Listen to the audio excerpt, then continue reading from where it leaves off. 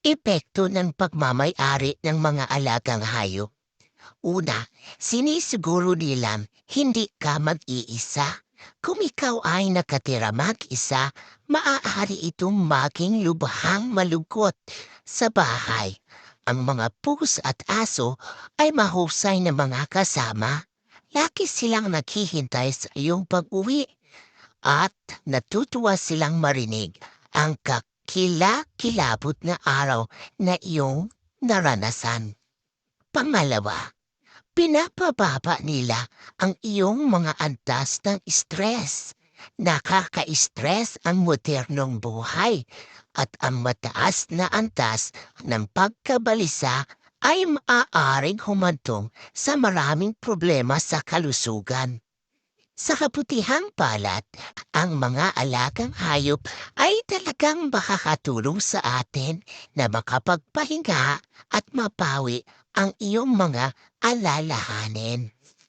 Pangatlo, matutulungan kanilang magkaroon ng mga kaibigan.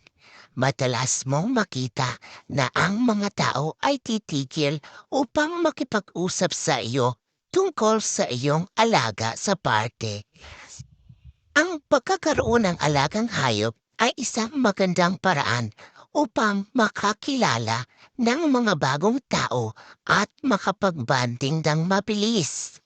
Pang-apat, mapapabuti ang iyong immune system. Ang mga alagang hayop ay gumugugol ng maraming oras sa labas at sa makatuwid ay dinadala ang lahat ng uri ng dumi at mikrobyo sa iyong tahanan.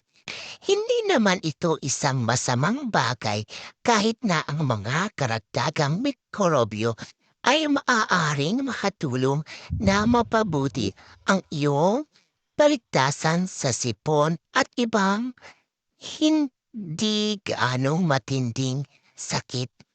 Panglima, maaari nilang pigilang ang inyong mga anak na magkakaroon ng allergy.